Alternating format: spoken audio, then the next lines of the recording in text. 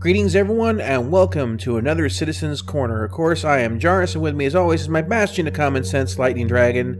And let's go ahead and get into your questions. Actually, first and foremost, we had a comment. I made a comment a little while ago about my vision, how crap it is. So I went to the optometrist and found out I had a beautiful 2400 vision. I'll give you a couple pictures here to see what normal looks like. And then what I see. So as I said, I am motion blur. Keep motion blur built in. It is absolute crap. So hopefully here within the next week or so I'll have new glasses because these just aren't cutting it anymore. Alright, let's just go ahead and jump into the first question here from Bogrol. Dat FPS. Now, what he's referring to here is where they showed the 4 Cutlasses landing on the same planet. The frame rate was jumping between 15 and 12. And I'd have to say to that, honestly, I'm not too worried about that. They're probably playing on the persistent universe. Yeah, but I have to say, honestly, I'm not too worried about that. It's an alpha internal, non-optimized build, which may be running other things in the background to record data and information. I mean, looking at that, that's not probably the whole of the picture. And as I said, alpha build, non-optimized, wouldn't worry about it at all. These things will change, of course, as they go ahead and get everything running a little bit smoother and cut out the unnecessaries and basically do what optimization does.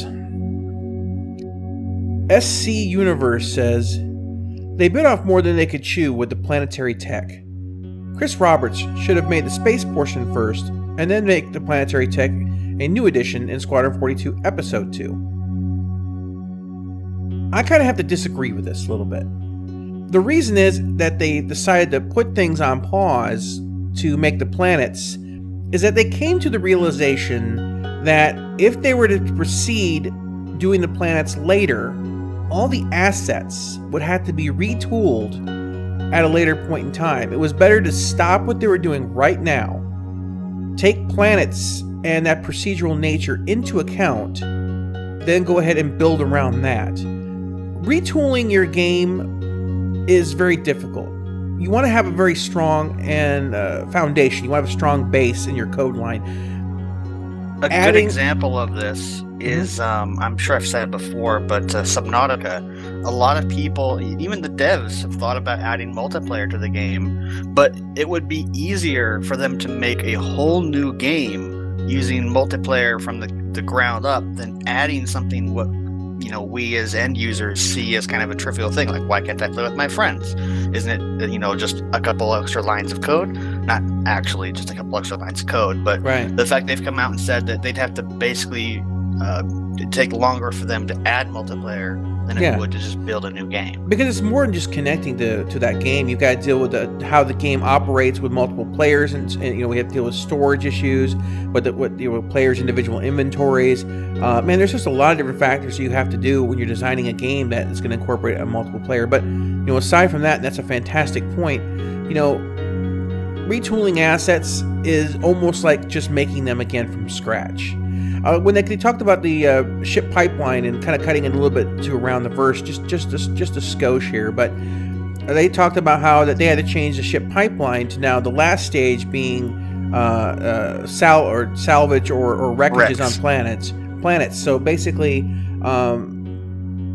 now imagine that they had gone forward with the entire release of the game, and now they had to retool everything from scratch. Every component, every box, every crate, every weapon, everything had to be set up to now be incorporated as objects on planets, and how that was going to work. That would just be a mess. I think they made the right decision. I really do. Sleeping Serpent said, a good 3.0 release may well cause Star Citizen funding level to go supernova. I agree. Don't you mean Super Saiyan? Sorry. I guess that's almost as good as supernova. Maybe better. No, but I think you're absolutely right. And I think that's part of the reason for the delay. This is why I'm not worried about it. They're trying to show the best possible presentation for Gamescom. And 3.0, in a sense, steps a little bit past proof of concept into just flat out proof of existence. It's like, here's everything. We have your tech demos as your persistent universe 2 to 2.6 point whatever 3 we are right now. Arena Commander, your Star Marine. But this says, look, here's planets. Remember when we first got the hangar module? Yeah. So it's one of those things that this really kind of shows proof of game. And so, yeah, I really totally expect that with a good 3.0 release that you're going to see funding shoot up in ways that we haven't seen in a long time. Probably even greater than the infamous Vanguard sale. Only that the Vanguard is infamous, not so much the sale. No. No, I pick on the Vanguard a lot, but I have reasons. We have to. Red, White, Yellow says, depth of field and motion blur can go die in a fire. Both of them make my eyes sore, and it's the first thing I go to disable in game whenever possible. I have a 1080 Ti to make things look good, not awful. Yeah, I agree. We agree. I'm running two 980 Ti's, and I absolutely, I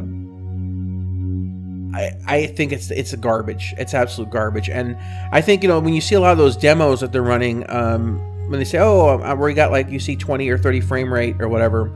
If you were to dump, they have all the bullshit effects on. Exactly. If you were to turn motion blur off alone, I bet you'd get back 10, 15 frames, maybe more. I've seen motion blur eat up a massive amount of frame rate. And I'd rather have a really smooth running game than blurry, choppy, chunky mess. Yeah. It's one of those things that I think a lot of people just aren't happy with that effect. And if you have a game that runs smooth and runs fast, you get a natural sense of motion blur. It just kind of happens. You don't need to fake it by chugging the game down to do it.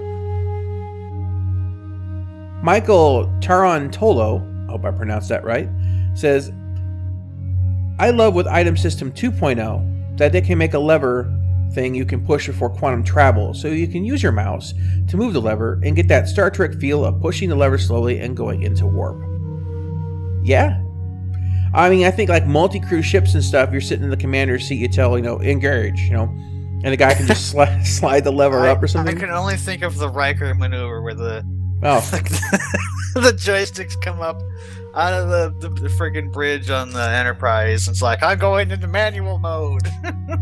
Man, I tell you what. Sorry. Yeah, a single joystick with no other method of controlling a ship of that size, and I was like, really? That is pathetic. That was a total facepalm moment in Star Trek. Riker. That was one of the movies, wasn't it? Yes. Good movie, bad moment. Well, I mean, that's pretty much Riker's entire existence. Yeah, that's true. I think only one tops him for facepalms is Worf. I have to sleep with everything. That was Deep Space Nine. Yeah, I mean, Worf was amazing in Next Generation. That's true, but in Deep Space Nine, he became like the Kirk of Deep Space Nine. Yeah. Okay. So here's the funny thing. We're just gonna go on a small Star Trek tangent here because we're a bunch of nerds. In the original series, Kirk was Kirk. In Next Generation, Riker was Kirk. In you might have to cut some of this giggly bit out. Worf became Kirk in Deep Space Nine. Was it like Trip in yes, Star Trek Not Generation. That's the movie. He got pregnant and everything. So yeah, he was. Yeah. I don't really remember. So actually, with Trip getting pregnant, he may have out-Kirked Kirk. That's true. But I don't really remember the Kirk of the Deep Space Nine series. But Deep Space Nine was Deep Space Nine, Voyager. I don't think Voyager so much stepped into that realm. So I think, congratulations Voyager for not having a Kirk. Well, what about Ensign Harry Kim? The Harriest Kims. Was he kind of Kirkish? No. Maybe it was Lana or whatever. Not Lana, but see, if you can't pick one out right off the bat, there was no Kirk. Yeah, then maybe there wasn't a Kirk in Voyager. So I guess they did one thing right. Exactly. The ending sucked though. Of course it did. It was Voyager. K-Bomb 123 says, question, do you guys think once the Delta Patcher goes live, which according to Aaron Roberts is supposed to happen with 3.0, we will start to see faster content drops. If so, how often seems reasonable? You know, I think it's going to go beyond just content drops. I think we're going to see patches to fix crap. Oh yeah, that's one of the biggest things they can't do right now. Is like, oh, you know, we did a 5 megabyte patch fix this one bug that was kind of being derpy. Unless it's a game killing bug, because you have to re-download the entire game client all over again. So like, oh well, we did this 10 megabyte fix, and you have to download what 40 gigabytes or something to fix it. Yeah. Yeah, I mean, I don't know if we're going to see like more content, but definitely bug fixes on the fly. Yeah, you know, a couple megabytes here and there. And I think you're going to get a lot of people who haven't downloaded the game in a long time because they have a limited download per month. They're going to be more likely to download the game now. Slowly raise his hand. I haven't updated the game in a couple weeks or a month now because it's like, I'm sorry, I don't want to spend my entire day downloading Star Citizen. Yeah, and basically, you know, those people who have limited downloads cap every month, basically now that they know that they'll have the main client and that they can do maybe a 100 megabyte patch or a 50 megabyte patch, you don't have to re-download the whole thing. I think that's going to bring a lot more people into playing the game. But as far as faster content drops, oh, absolutely. Now they can go ahead and finish a ship and drop it in the next day. I mean, they don't have to wait to the next big version. They can go ahead and add a new weapon and drop it in the next day. So you're going to see lots of incremental changes, I think, from this point on. And you're going to see like, oh yeah, they found a bug and they optimized something, and next day what was running bad is now running good. So yeah, I think this is good. This is what, in my opinion, the large re-download the entire game situation has been one of the biggest handicaps to bug testing, to gameplay, to getting people even to turn the game on. And bypassing this is going to change so much. And it can't come fast enough. It really can't. I think that Star Citizen and Chris Roberts likes to tease stuff too much.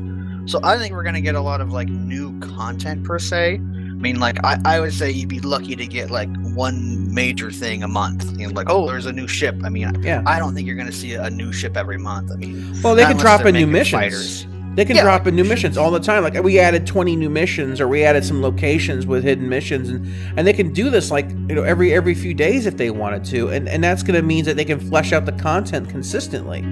And so there's real potential here to kind of just keep people busy. Heck, you know, they can make little micro changes and have events, you know, if they wanted to. So yeah, definitely the door's open wide. We'll see. We'll see. All right, guys. Well, that's everything for this week's Citizens Corner. As always, leave your comments, suggestions, and stuff down below. And I'm going to go ahead and make a plug here. Also, if you haven't played the game before, there's a referral code down below in the description. Feel free to go ahead and use that referral code to go ahead and set up an account. I'll love you for it. Well, I won't love you for it, but, you know. You will greatly appreciate the support. I will greatly appreciate it. No promise of adult activities, but I will go ahead and appreciate it. So, anyway, guys. Like a good bra or girdle, you appreciate the support. Indeed. All right, guys. I think on that weird note, we'll go ahead and call it an episode. We will catch you next time, and I'll say because he won't. Man bras. No, I'm ruining the ending. Yes, you Prepare are. to edit. Okay. No, I'll leave that in because they need to know what kind of person you are. All right. Bye, everyone. Yeah, you started this, and I finished it, or maybe you did. I don't know. Who cares? Bye. Bye, everybody. He said it.